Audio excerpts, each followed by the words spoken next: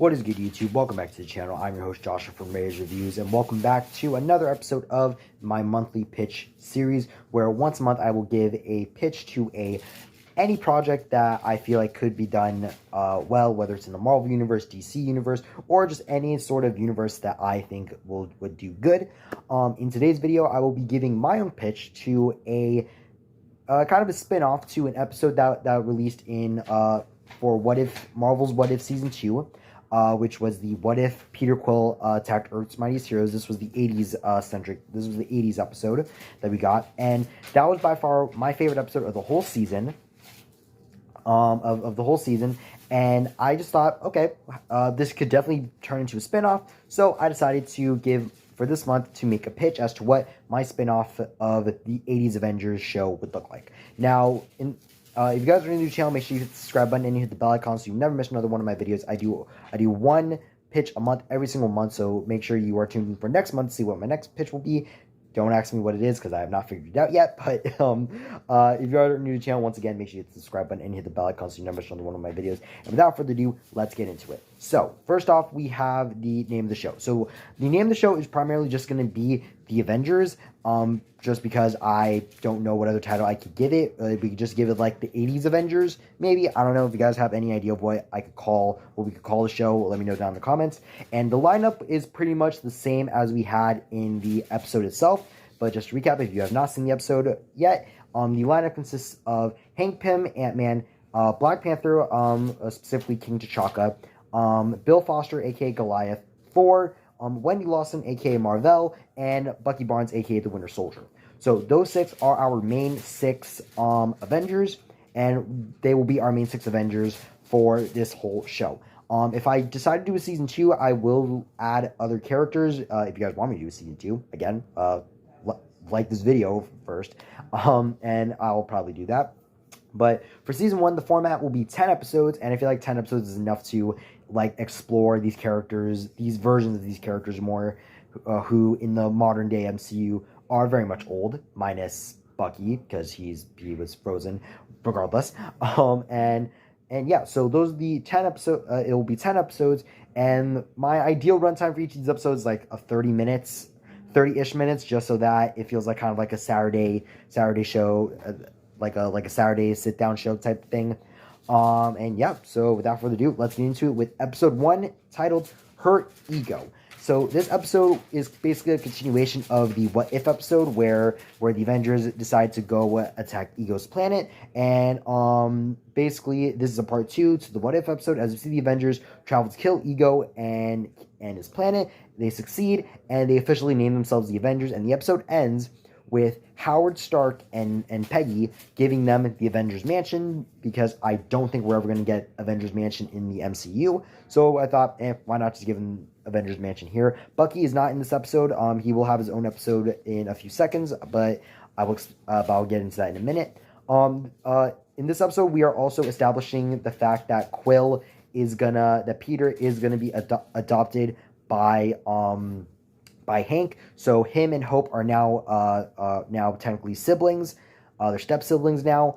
And I was debating whether or not to have Quill keep his abilities. I know that in the What If episode, he took one of Ego's seeds and put it inside of him, so that could theoretically mean that he could keep his abilities after Ego's dead. I don't know. I don't really know how to feel about that, but if anything, he will have it, but he just won't use his abilities that much, because I pretty much wrote this season with the intent of just not including Peter all that much. He'll make cameos, but I think his main role will just be to try to learn how to control his abilities. So that's episode 1. Episode 2 is then we have episode 2, which is titled Program Refurbish. I don't know why it took me so long to say that. And this episode follows Bucky as he goes through memory lane, as he remembers his past and runs into the Red Guardian, and we have a whole fight scene between the two. This is kind of inspired by the first look that we have of season 3, because we know that there's going to be an episode for season 3 where it follows both Red Guardian and Bucky, and it takes place during like the 80s era. So I thought, might as well have that be a fight scene.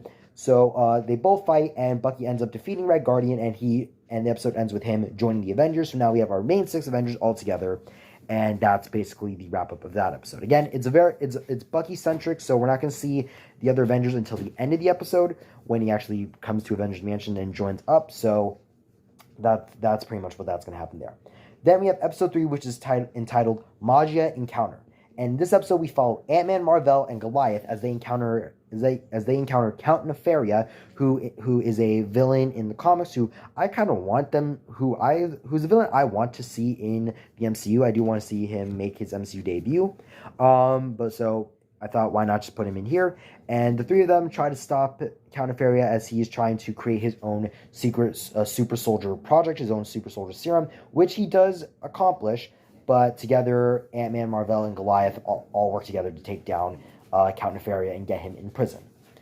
This episode would mainly also just develop Ant-Man and Marvel's storyline, like their relationship, because I feel like this episode would be a good way to like start building their relationship up more. And Goliath is here just so we can learn more, get more time with Goliath in his suit, and just see more of the dynamic between Ant-Man and Goliath himself. Then we have episode 4, which is entitled God of Fear. Now, this episode is a Thor-eccentric episode, and it follows Thor as he tries to rebuild his home of Asgard until his uncle Kull invades. Now, I did not know Thor had an uncle until I was doing research when I was looking into when I was making these episodes. I did research, and Kull is actually the brother of Odin, is Odin's brother, and Odin invaded, banished him a long time ago, and Kull is pretty much the god of fear. So I thought, hey, might as well just bring in another messed up family member that Thor didn't know about into the MCU. And this Kull guy is a villain, and this is pretty much all going to be about Thor. It'll take place in Asgard. We'll see some new faces. We'll see like Valkyrie make a pop in. We'll see Valkyrie pop in and help Thor, and just as like it's not too much, because again, this takes place in Asgard and the rest of the Avengers are on Earth, so there's not really much they can do to help. Then we have episode 5 titled The Great Mound, and the premise of this episode is that the Avengers arrive in Wakanda to help King T'Chaka when Ulysses Claw comes to ruin the peace of Wakanda. Now, this episode pretty much would end with King T'Chaka learning about his brother's betrayal. Pretty much the beginning of the first Black Panther movie would pretty much be like that would lead into that. But with the Avengers, they're able to stop Claw, and they're able to save a lot of Wakandan lives, and they're even able to stop Claw from stealing the vibranium itself. King T'Chaka would obviously still find out about his brother M'Jobu's betrayal, but he wouldn't necessarily do what he did in the first in the Black Panther movie, where he just goes to kill, where he kills his brother.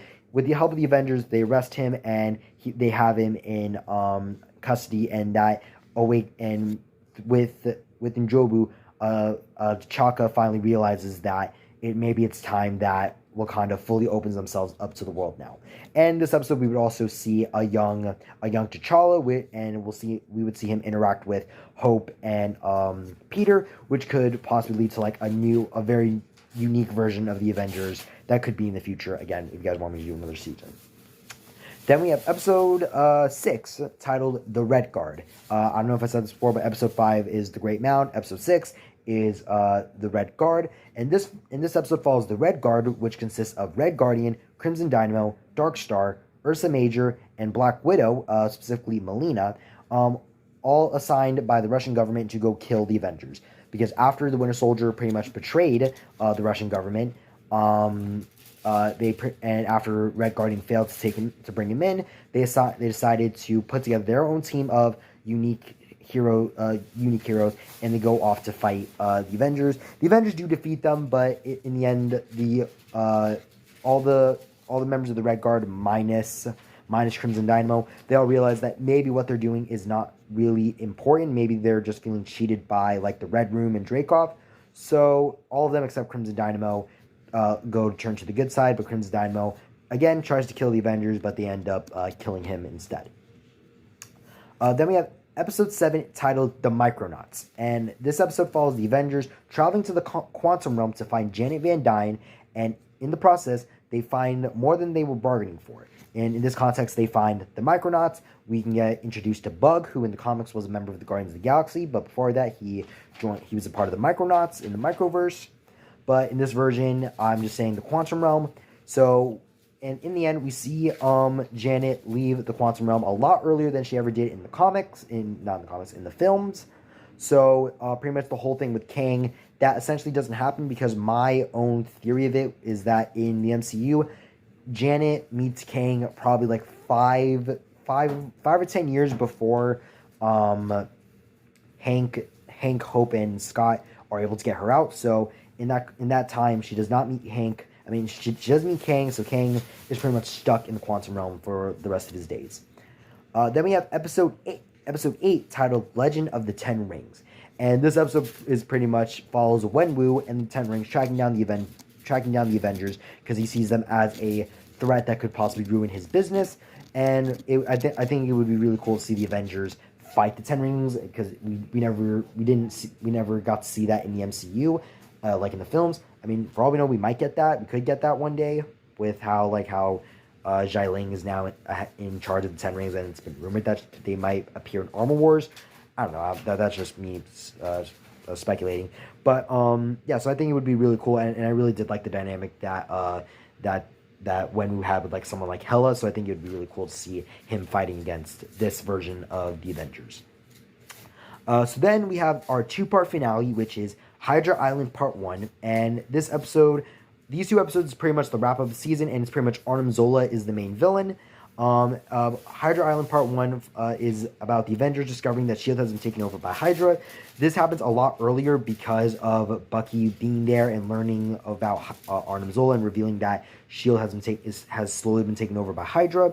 And in the end, they out Arnim Zola, but Arnim Zola arrives in his TV format, and he makes Hydra Island. And the reason why I bring in Hydra Island was because I thought that was just a really cool idea, really cool thing that Ultimate Spider-Man did in that show. So I thought, screw it, might as well bring it for this.